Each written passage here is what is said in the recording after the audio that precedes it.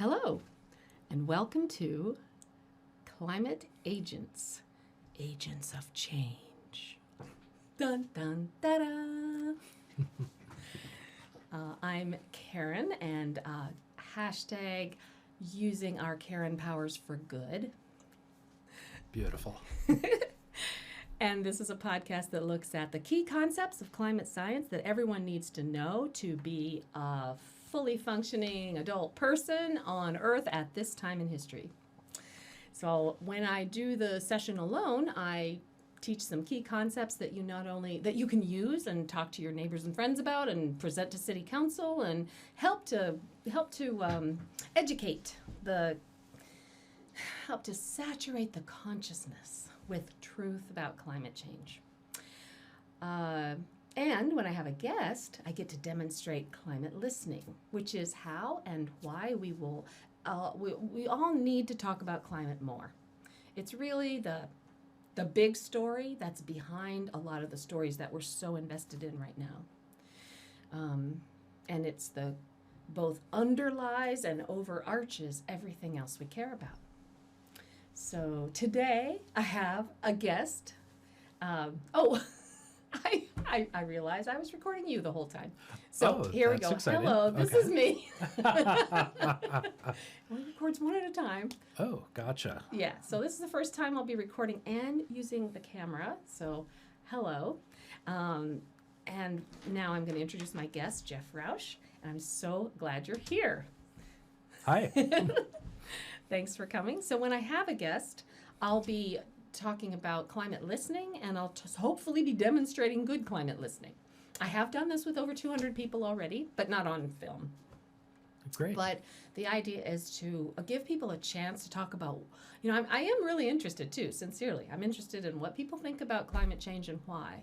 Because when I first really studied it and learned about it, I was really curious about why more people weren't like me, very concerned. And Sure. so I wondered, what don't they know, or what are they confused about, or what's going on that they're, and I found it's of course not the same for everyone. They're all coming from different parts, different points of view. So let's look back to you, and you can tell me just anything about yourself that you'd like to share. And you're a lawyer? Yes, I was trying to hold that until people had a better impression of me, but yes, my name's Jeff. I'm a lawyer. Also work as a project manager. We mainly do electronic discovery work. So anytime somebody needs to push out a bunch of documents in a litigation or process and review a bunch of documents that have come in from the other side, I manage the teams that do that. Well, my eyes are glassing over already. I get that a lot. Hearing what you have to do.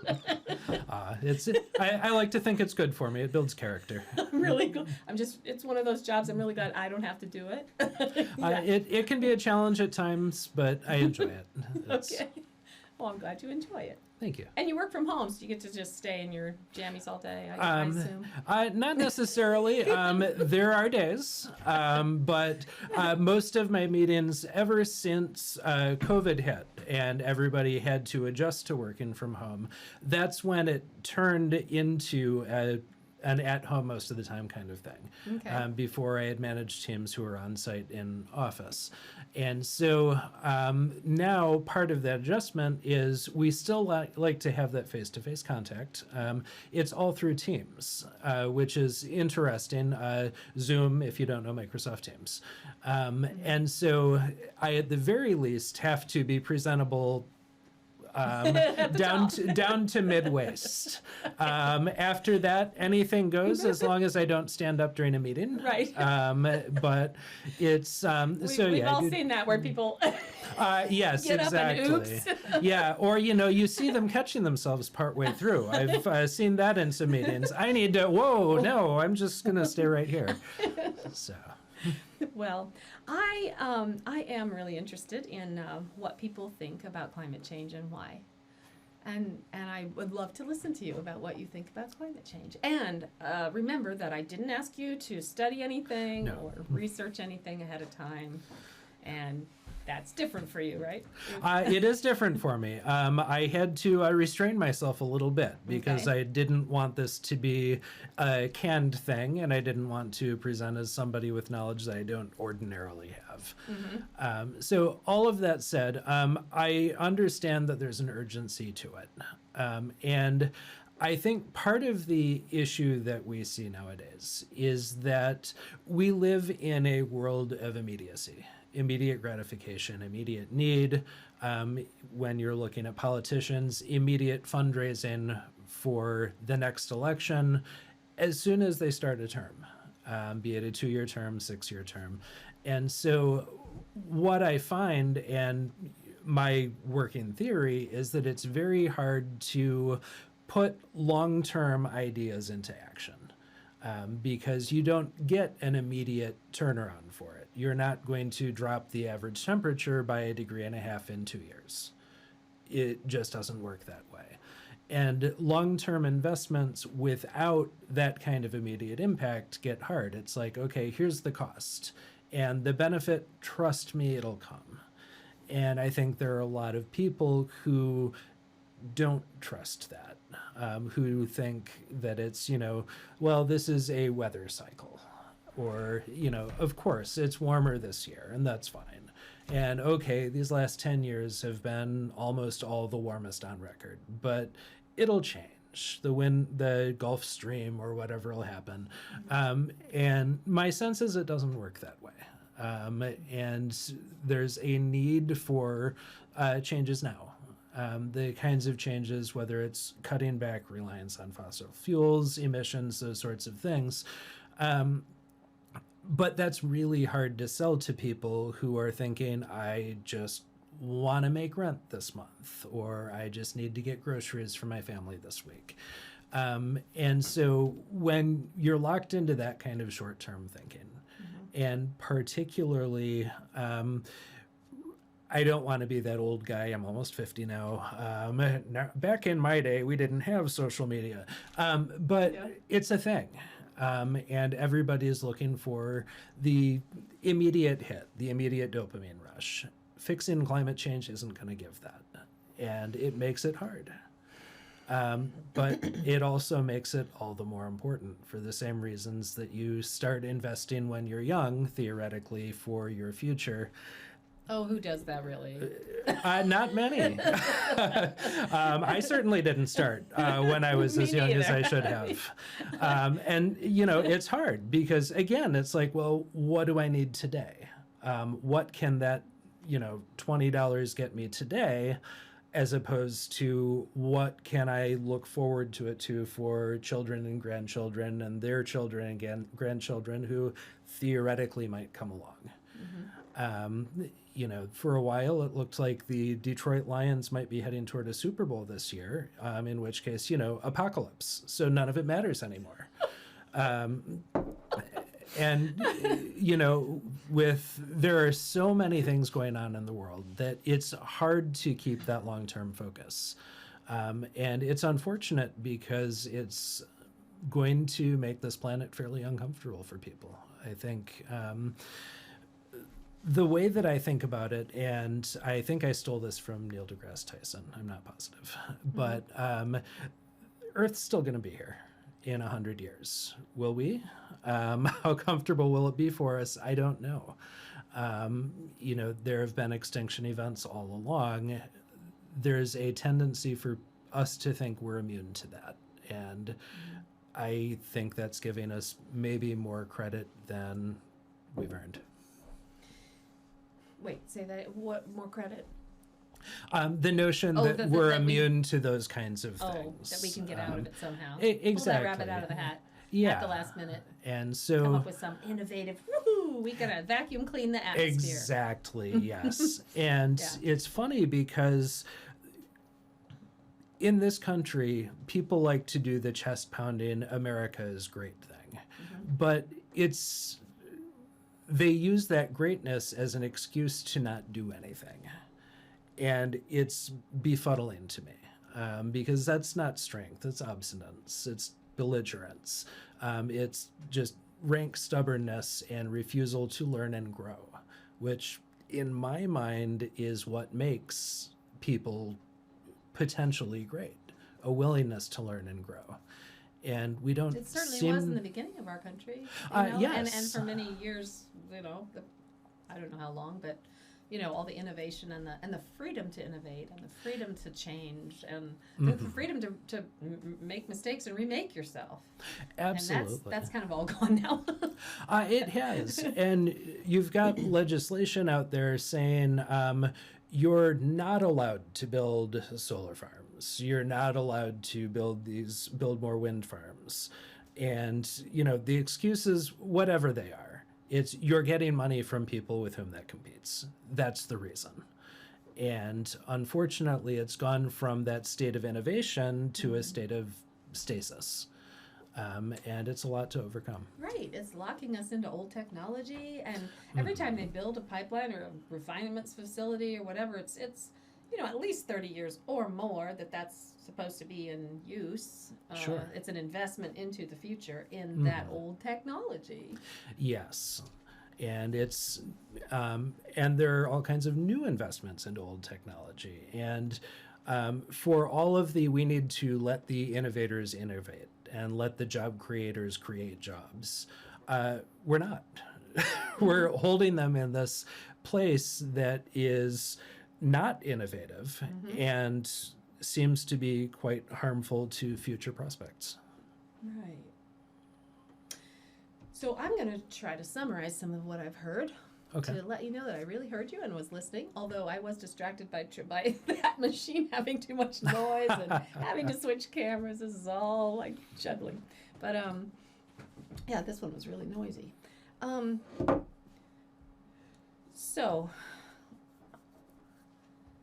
the tendency of Homo sapiens to think in immediacy is kind of what you see as our Achilles heel here, the thing that's hard to overcome. I think so, of yeah. Humanity. And part of it, something that I've been thinking about going into this, I didn't study it, so if I get it wrong, please correct me. In the 80s, we had the whole deal with the hole in the ozone layer appearing, growing. And I understand that to some extent, holes open and close in the ozone layer now. But that was a time that it was an immediately recognizable problem. It wasn't, if we don't do something, this ozone layer is going to get a hole in it. It's, oh, look, a hole. We've got a problem.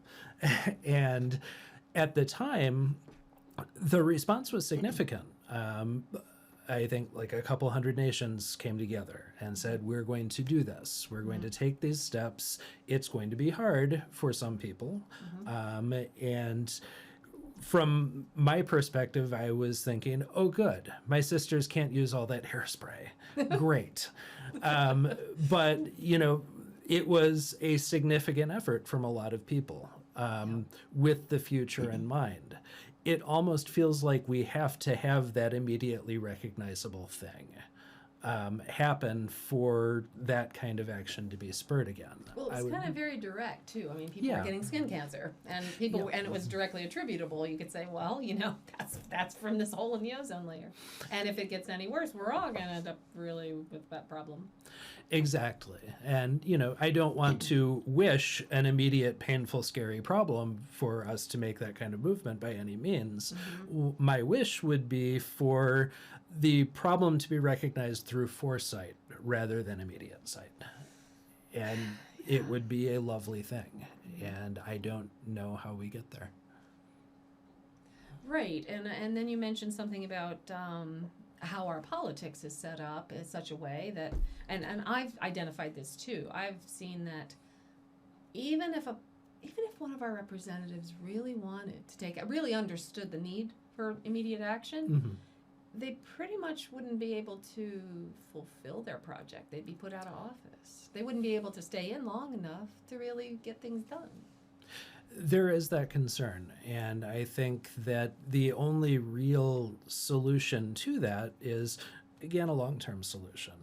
But the pressure has to come from the outside in. And so there has to be a broader understanding, and frankly, I'm glad that you're doing this because this, not a paid plug, by the way, but this is part of the effort. I think kind of helping people understand that despite the lack of immediate gratification, despite the obvious looming specter, because let's face it, the data reports are scary if you're reading the data reports, but Right. you don't wake up in the morning, or most people don't wake up in the morning thinking, I would like to read a good chart about the direction that we're going.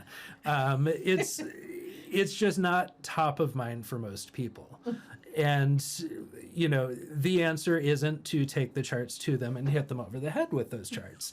But there has to be some kind of level of seepage of that information. Yeah.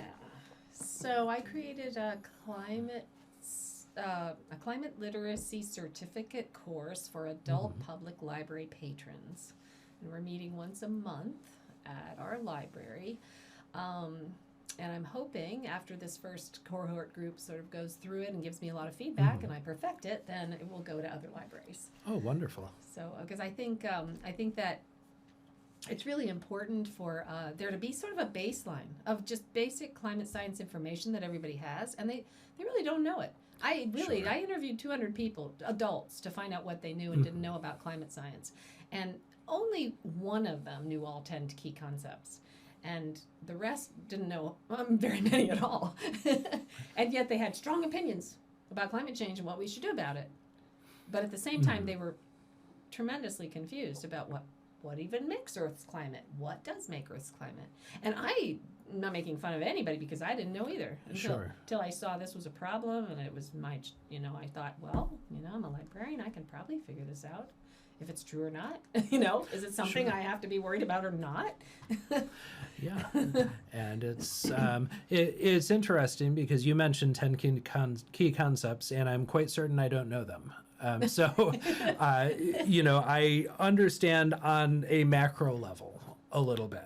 But, if I'm trying to think earth, wind, and fire, no, that's something else. That feels like something that I need to learn more about too. Yeah. Well, I'm hoping people will come and enjoy it. I'm making 10-minute videos for each one, and then we come together and talk about it. And the togetherness part is pretty important because it is a hard subject for people to be alone with. That kind of information you should never have to be alone with. It's tough emotionally sometimes. So so we can offer that kind of support to each other, as well as reflecting on the video and having discussions. So it's really good to have that. Oh, that sounds fantastic. Yeah. But the trick is getting people there and getting people to actually come, or eventually it'll just be online if they want to, but yeah, absolutely. I will make it a point to get there. That'd be great. Can't promise which month, but I will definitely make it a point to do so. Well, it's an ongoing thing, goes every month. Sure. So you can build friends. But maybe it'll be at your library nearby. Yeah, that would be fantastic. Yeah. That is not as short a commute as I have to work, but it's still fairly short, so I could work with that. Not as short a commute as home, right? Yeah, it's a long hallway. So, let me think what I was going to say. So I was still summarizing what you said. You talked about the immediacy of the, just how humans are built. And then also the part about politics and how it's also focused on immediate gains and immediate rewards. Sure. And the suppression of the technology, sort of I see that. I can really agree with that because my father was one of the first people in our whole town to put solar on our house. Way back, he had, I think it was like, I don't even know, kind of passive solar, just heating the water or something on the roof of our house, and but we expected the innovations to come rapidly. Sure. We expected more. We were promised flying cars. Any day now, I'm sure of it. And we were promised that computers would result in using less paper. Yes, they used to talk in the legal industry about the paperless office, Right. and that's mostly a joke now. They'll say, "Well, we want to be paperless," but it's not going away. Now, the flying cars, I've seen how people drive on the ground. And so I'm less eager to see flying cars now than perhaps I was as a kid. Right. I remember. I would say that's true. How about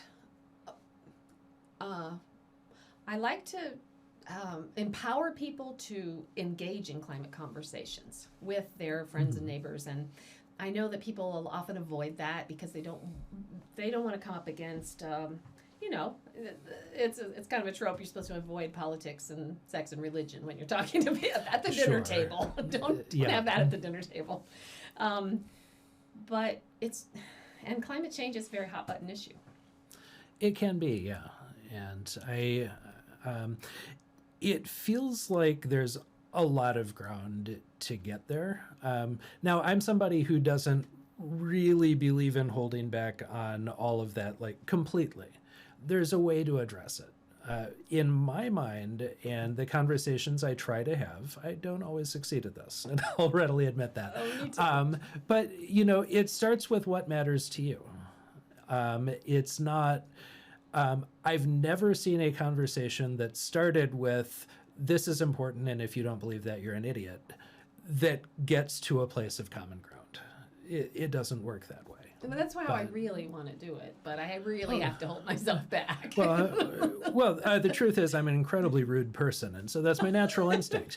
But I think that starting out with that kind of point of what do we agree on? What matters to us? And, some of it might be simple as grocery prices. Those matter to everybody. Well, what happens as climate change heats up the earth slowly, dries out the farmland, other things happen, those prices are going to go up. Now, not tomorrow. That's not what's going to cause the prices to rise tomorrow. It's not what's going to cause the prices to rise this year. It's what's going to cause your kid or your grandkid to be paying double what you are. Or triple what you are. I don't know the economics specifically of where that would go. But to me, in the community I live in, for example, we've got people who are very politically conservative. We've got people who are very politically liberal. Harder to find that middle ground anymore of the people who are like, well, people call themselves independent, but they're not. And that's fine. But when it comes down to it, conservative, liberal, whoever, you care about your kids. You care about the world that they're growing into. You care about what they're going to think about, how they're going to think, how they're going to interact with each other. You take your ultra-conservative parent, you take your ultra-liberal parent, neither one of them is in favor of bullying in schools. Neither one of them is in favor of ratcheting up the prices that everybody has to pay on stuff. So it's a matter of, this matters to us. How do we find our common ground from there to whatever it is we're talking about? And, it's hard to jump from, I love my kids, hey, check out this chart. It doesn't work that way. But it's an ongoing, you build trust with people. You build real connections with people. And the way, one of the things that I've learned to do is probably the most important thing about this kind of conversation, about political, climate, whatever, admit when you don't know something and admit when you're wrong. These things happen. I've been wrong at least 3 times in the last 12 years. It does happen. And you can't build trust if you can't admit your own one time was limits. When you thought you were wrong and you weren't, so that was when you were wrong. Yes, that was one of them. So at least 2 others. So, but yeah, we're all human. We're all fallible. We're all prone to moments of being overdramatic, moments of completely missing a point, moments of not seeing something that's important. Right. And if we can admit that about ourselves, it's a little easier to have the conversation of maybe this is an area we both can learn something. That's great. Do you have any opportunity? I mean, do you think? But that's really hard to bring up with a neighbor, or it's Yes. really hard to bring up with a relative at Christmas or something, or you know, Yeah. and that's why I think that's why we're here. That's why we're talking right now, just to show Sure. that we can have a discussion, and we can delve into these ideas, into this topic. Also, if you need facts, skepticalscience.com is a great resource. Skepticalscience.com. It was developed by John Cook, and it's about, you can actually keyword search the argument. So if someone says it's natural cycles, there's nothing we can do about it, it's not within human ability to do anything about it, you can go to skepticalscience.com and just put it's natural cycles in the keyword. Sure. And it'll bring up a short answer, like a couple paragraphs, and then you can click on deep dive, and you can go deep and get a lot of other. But everyone on there is really scientists, and they're really posting from authoritative sources of information, and that's another thing that has really been a problem. That's one reason why the humanity hasn't really risen to address this, is because there's been a concerted billion-dollar disinformation campaign for many years, I'd say even 70 years, to really divert and delay and confuse the public. So that's why it's really important to know what are authoritative sources of information versus who are the climate scientists who are just actually paid to say these things in order to confuse the public or to lobby. Yeah, absolutely. I think, and what I'll typically see is a yeah, but response to that. Well, yeah, but that person is a professional climate Scientologist, or that person is, well, that person's paid to spread this gloom and doom about the climate. That's their profession. So yeah. Oh, and they're getting tons of money for that, right? Wow. Yeah, the global exactly. cabal of scientists. They're all conspiring together. Yes, and George Soros is paying all of the paychecks for it. I know. I'm doing so well for that. Yeah, I was told that I was getting paid by George Soros for something I wrote on Twitter, which I think he's not getting a very good deal, if that's, and two, the check must have been lost because I haven't seen that yet. But it's that knee-jerk thing. I've found that a lot of people see some of these arguments and just kind of bounce them back. It's the I'm rubber, you're glue response. And it's, I think part of the challenge is learning to ignore the people who are going to choose not to listen, and focusing on those who are interested in the genuine conversation. And I spend a lot of time on Twitter, which is the worst place for that, probably ever created in the history of humankind, because you've got a lot of those information bubbles. I try to find places that I can break through, and typically I don't. Every once in a while. That's why I think those in-person discussions are really so much more valuable in this way. And again, it's not a cold call. You don't just say, "Hi, I'm your neighbor. Let me talk about climate change." It doesn't work that way. Well, actually, I do. You do. I do. I'm not as strong as you are, and so I just, some of my climate conversations have actually just been hanging around a coffee shop, and somebody's there at a table next to me, and if they don't look too busy, Sure. I say, hey, I'm a researcher, and I'm just really interested in what people think about climate change and why. Would you be able to tell me that for a few minutes? And or would you be interested in that? And I've had really good responses. Oh, that's wonderful. And you know, it's interesting that approachable you. person. Yeah, I'm not. So that might be part of the issue. But I think there's a real hesitance, and as you've just heard, I'm one of those people susceptible to that hesitance to just leap right into those conversations, and maybe that's part of the issue too. We're afraid to talk about the things that matter. And Yes. that's why we talk about the weather instead of the climate. Right. And we're afraid to talk about things that matter because we just don't want to experience conflict and disagreement, and Mm-hmm. you know, we don't want our neighbor to become, you know, an enemy just over. Sure. But what's helped me has been, as I'm listening, I try to listen beyond what they're saying to where it's coming from. Are they coming from, are they saying this because they're an extremely religious person and they just say it's all in the hands of God, there's nothing we can do, or God knows what he's doing, some people say God's causing. I've had people tell me it's causing the climate change in order to destroy the earth so that God could remake the earth because we're going to get a new one anyway. I've had that more than one person. I've had several people tell me that one. And that's very concerning to me. Sure.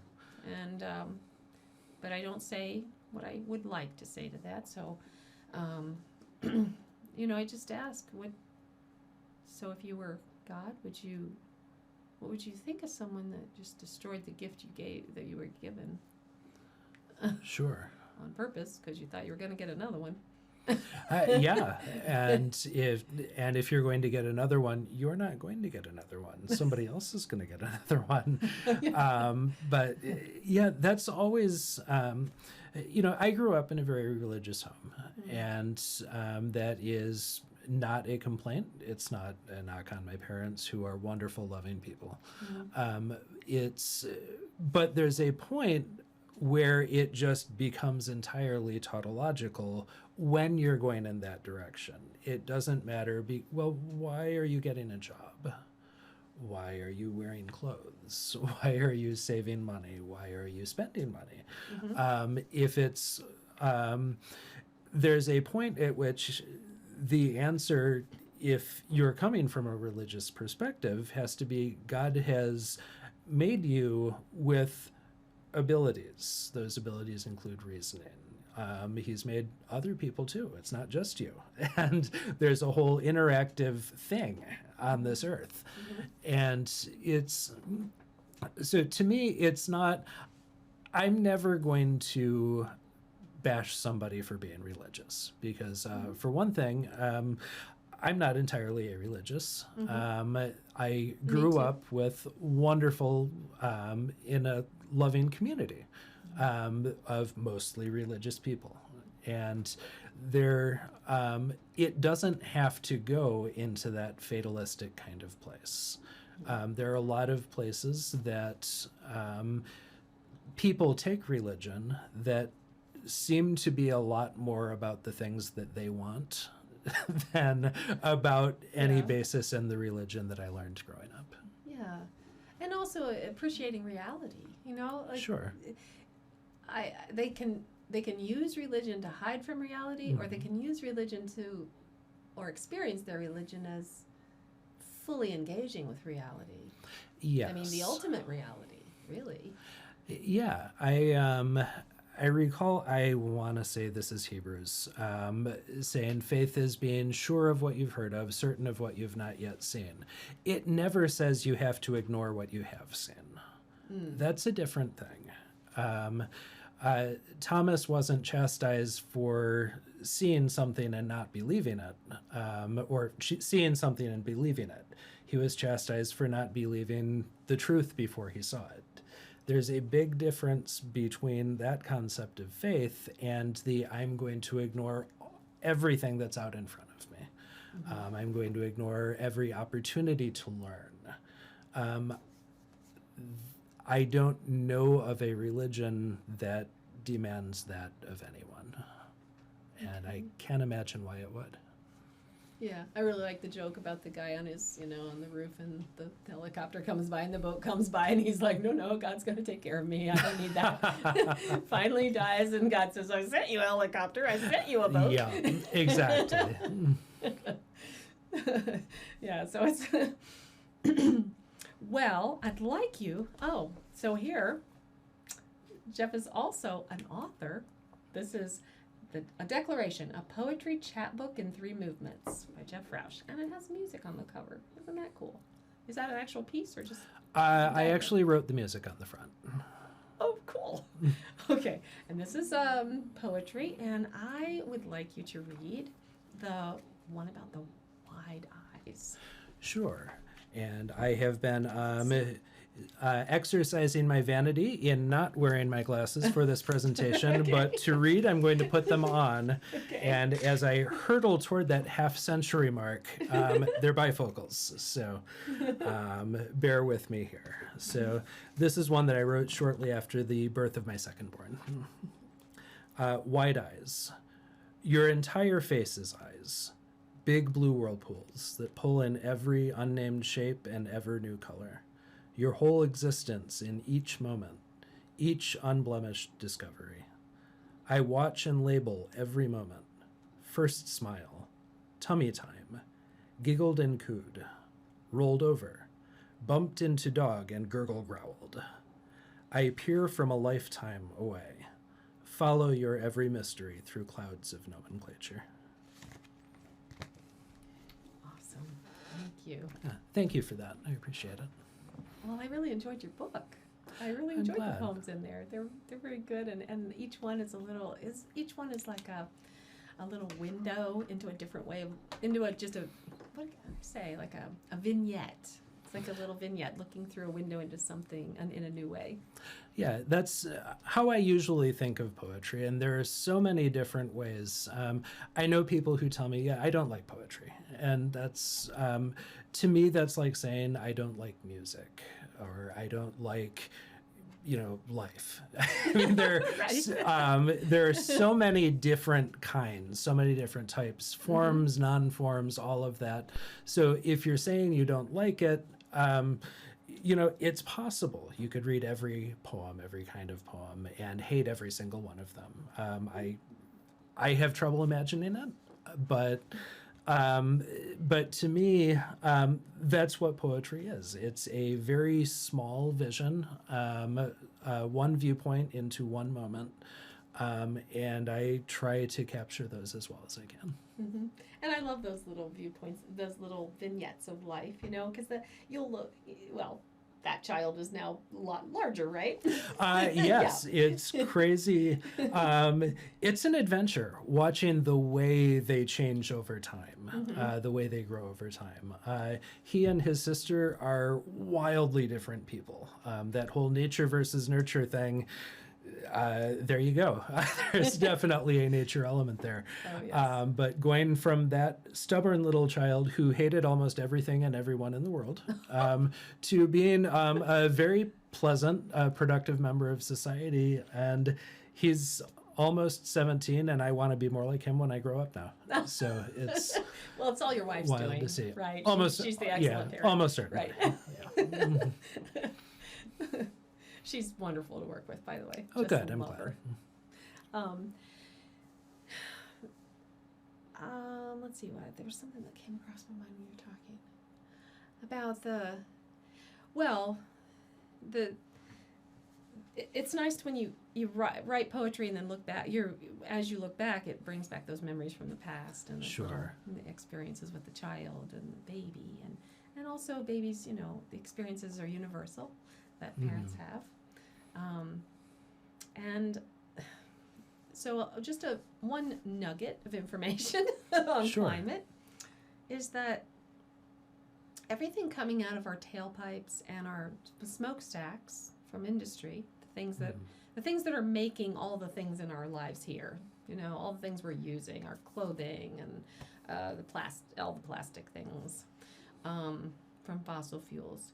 So those emissions coming out of the tailpipes and industry, they go up into the atmosphere.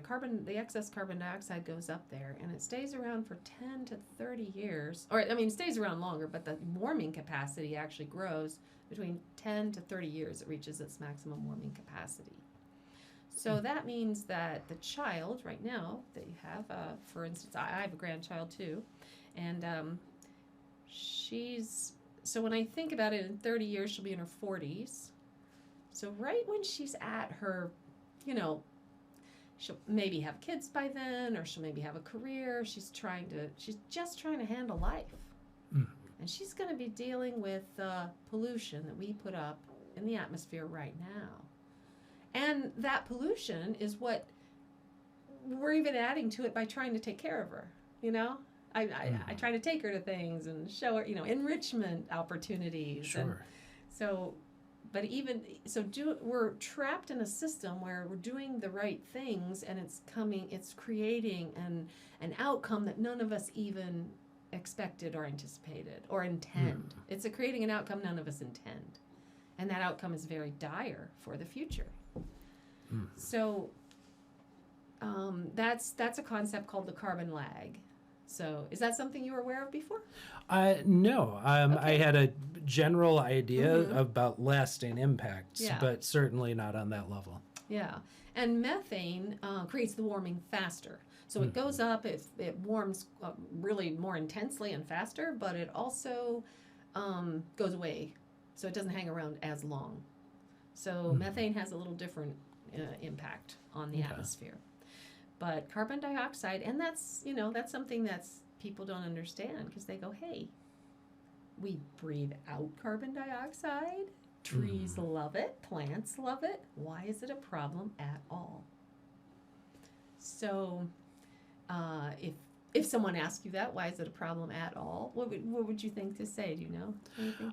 My immediate reaction is that technologically we pump out a lot more of it than that natural cycle would create. So, for instance,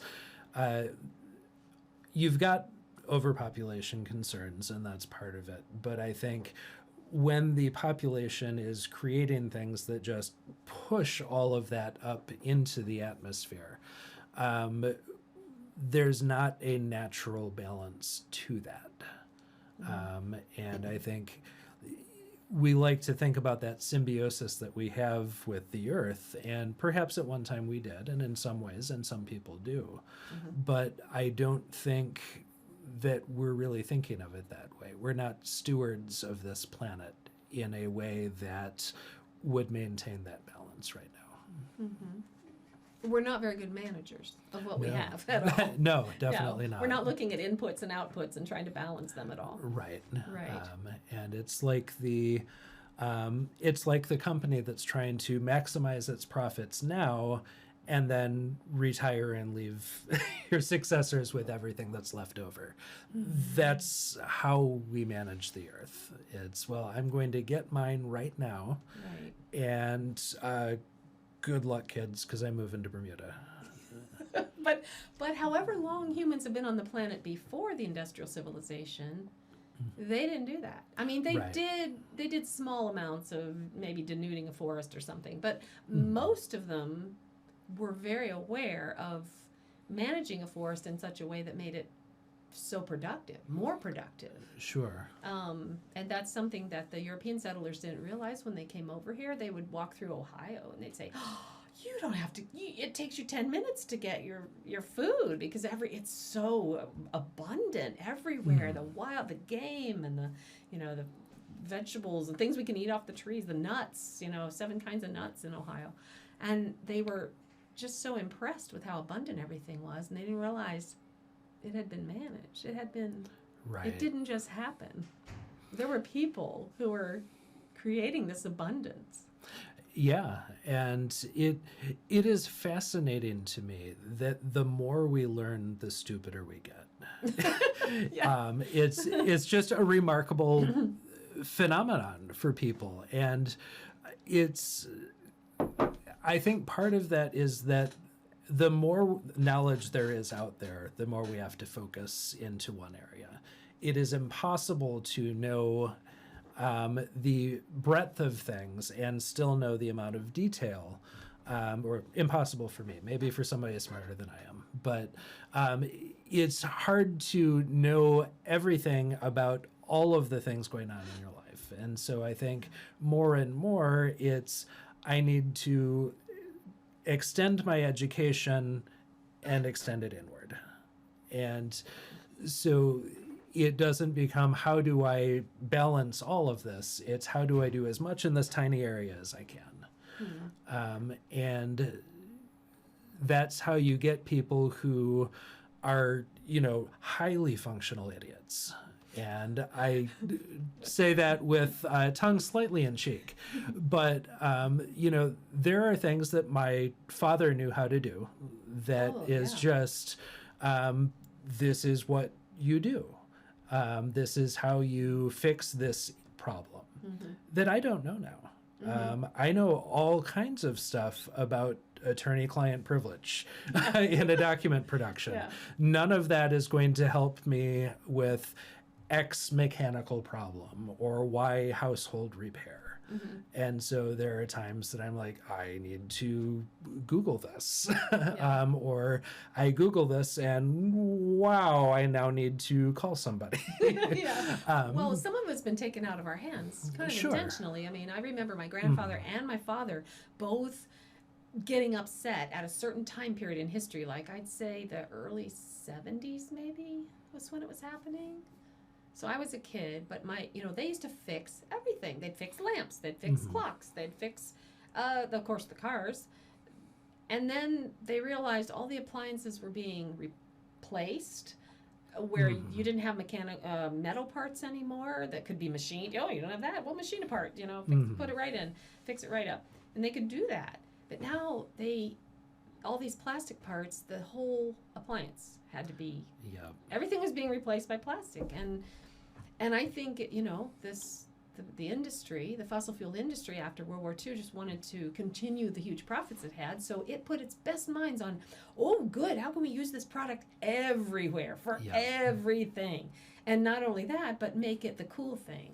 There was this thing in the 70s where everybody, it was right when the remodeling, it was put on us, really. It wasn't something people wanted. Sure. It was put on us that, you can't have a house that's out of date. You have to remodel. You have to do this horrible 1970s goldish brown color everywhere in your house.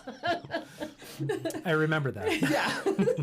And so, but I remember them talking about that, how, cars used to be able to be fixed with baling twine and and duct tape. Yeah. I remember my first car I bought for $200 from my grandmother because I'm that cool. It was a 1978 Cutlass Supreme. And after my brother tried to walk across the back of it, and his face in that moment is still one of the greatest things I've ever seen in my life. What? The bumper creaked down, and so I had the wire hanger tied bumper on my car. Nowadays, it doesn't work that way. In some ways for better, but things are a lot more complex. And that same thing, instead of costing me $1.50 in wire hangers, would cost $3,000 to repair the bumper. Yeah, I know. Puts it out of reach of a lot of people. So I loved your poem again because it was. We're talking here about the future and about the need to not just think in short term, but to consider the impact of our, just think of all the generations of Homo sapiens from the beginning of humans on Earth. How many generations that is. And all that whole time, they lived under 300 parts per million of carbon dioxide in the atmosphere. So if you just imagine how far that would be on a timeline stretching to Columbus or something, that's. And yet, in 6 generations of humans, we've gone from 300 to 420 parts per million. So when I was born, it was 310. And when my daughter was born, it was 350. Wow. And when her daughter was born, it was 412. And now it's 420. So, and when my grandpa was the last generation ever to be born at under 300. He was born in 1900. And even though we had industrialization since 1750, the impact of it, the oceans absorbed a lot. The environment tried to help us as much as it could, but by 1900 it was just getting full up. So by 1900, that's when the parts per million really started to rise. And but just think about that. Like, you probably have a great grandpa. It would have been my grandpa, probably your great grandpa, who would have been born around 1900. Yeah. And that's the last generation of humans ever to live at under 300, which is what every human back to the beginning of humans lived at. So that's another little nugget that I want people to understand. Sure. Because they'll say, oh, it's always, temperature's always gone up and down or something.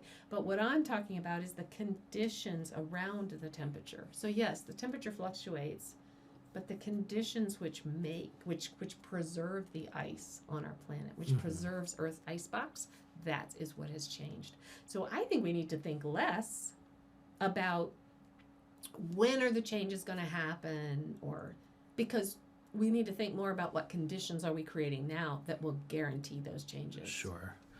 And so, out of curiosity, this is my turn to ask you a question. Okay. So take that. I hope I know it. What kinds of changes start to take that number down? So you talked about the carbon lag and how it stays up there for 10 to 30 years.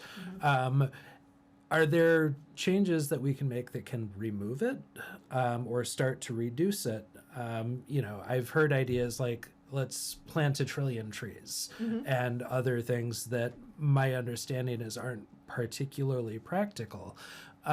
What kinds of changes do you envision to not only slow that growth but reverse it?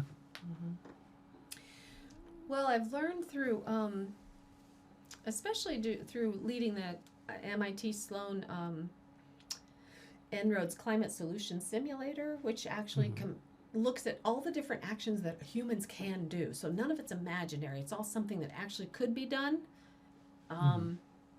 Physically, maybe not politically, but physically we can get it done. That's the starting point. Yeah.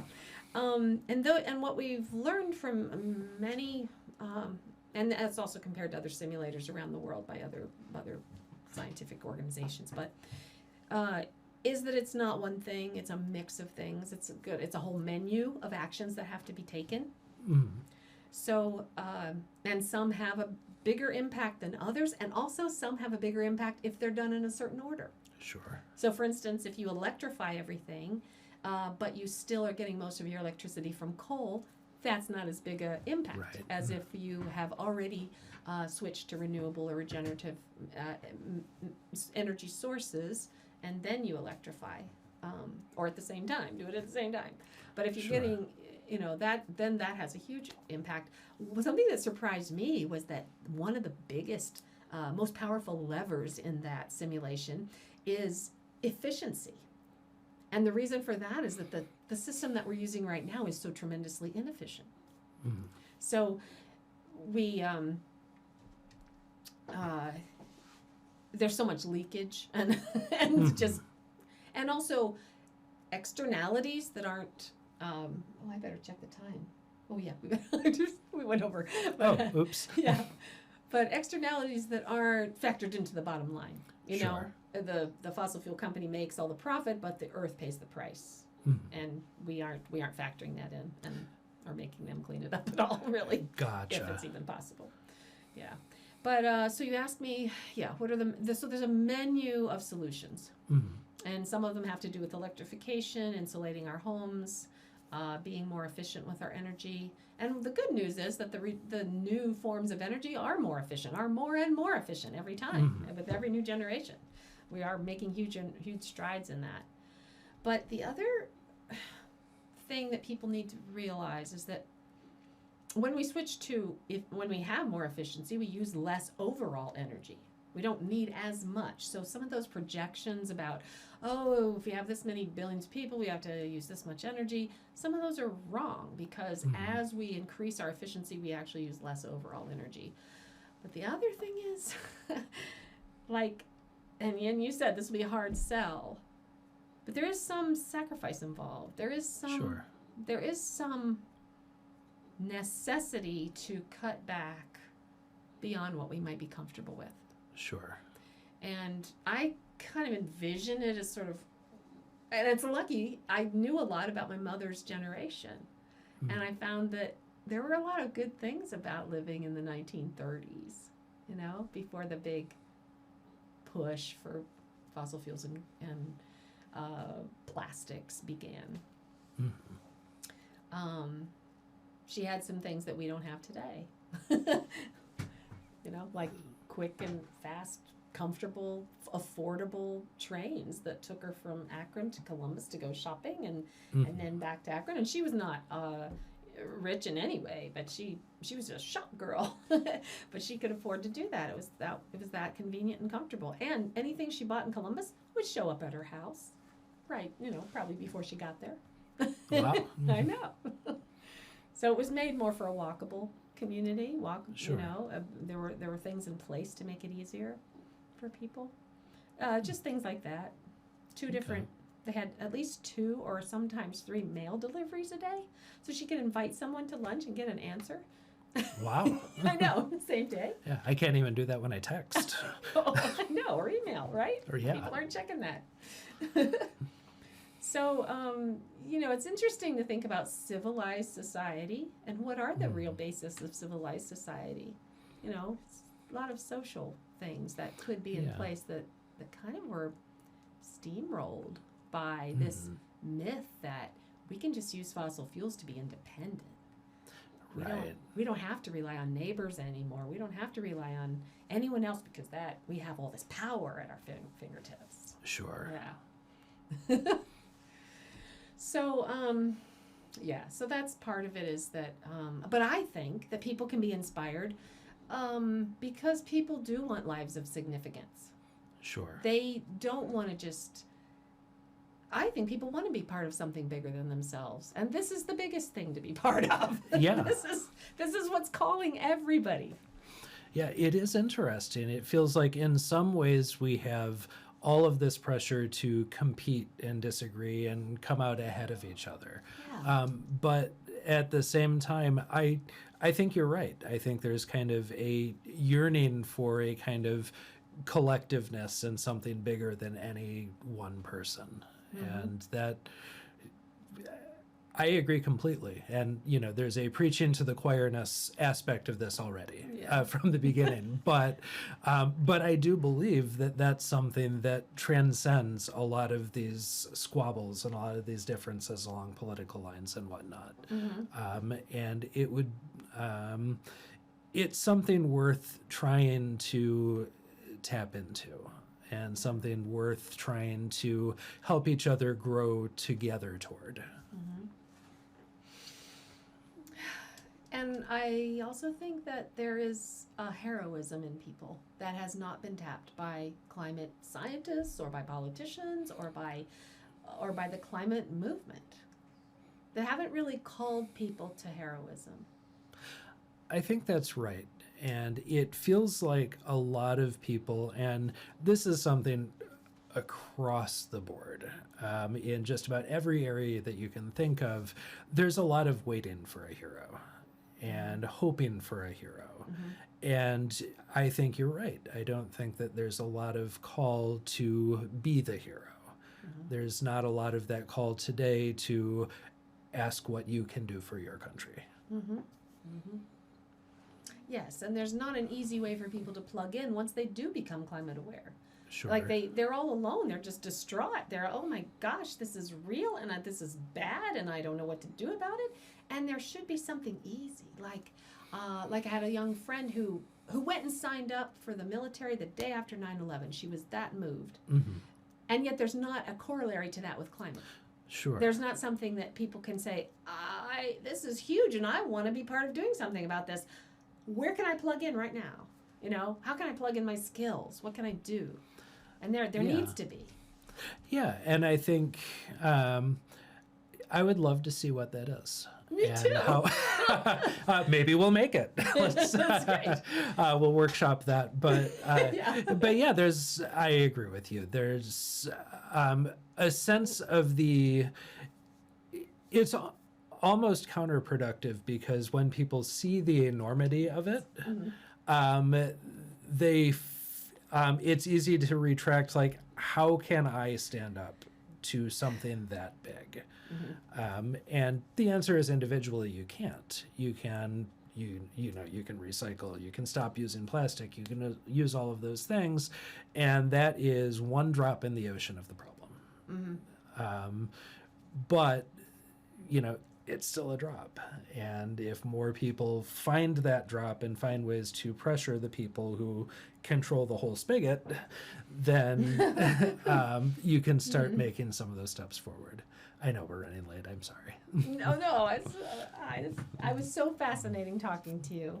And can you think of anything that I did that other people could replicate if they're trying to talk about climate with someone? I mean, this was a little easier because you weren't adversarial. Sure. I need to get some people in here that are willing to be adversarial to demonstrate it. I'll try to find some people who are utterly going to hate you. Okay, that's good. I can't imagine, but maybe there's somebody out there. I thought you did a good job of pushing back when I said people don't just start cold and ask about this. Why not? I'm human, and I'm susceptible to those kind of heuristics, those kind of preconceptions, where I think, well, it's just not something that's done. You were right to push back and say, well, I do it. And, there is something inspirational about that. I think the less afraid we are to step out of ourselves, probably the more we can do about all of this. Thanks. And I did try to summarize what I heard. Yes, and I thought you did well. You were looking, you were listening, and that came through really well, and I appreciate that.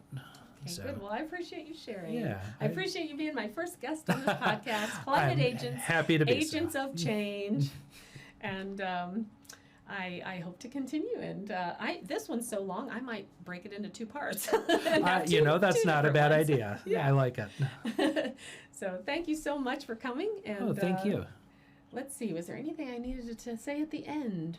Just, this is going to be a regular podcast, probably every week, or when I can get the studio. Sure. And this is, so thank you. Thank you, everyone, for coming. And remember that he has a book. Yeah, I've heard it's very good. Do you sell it online? I do, yes, on Amazon. Okay, Amazon, Jeff Roush, Declaration, a poetry chapbook. Thank you. I appreciate that. I published it. It'll be 10 years ago this coming May, so I am due for another release. I'm working on it. Well, I would say, where's the next several by now? I'm working on one that's a collection of political limericks that won't be for everyone, but some people would really enjoy it. And I'm working towards something more general, similar to this, for this coming spring. Well, that sounds fun. I can put them to music for you. That would be fantastic. I like it. All right. Thanks, everybody. I really appreciate you coming and listening to my podcast. Bye-bye.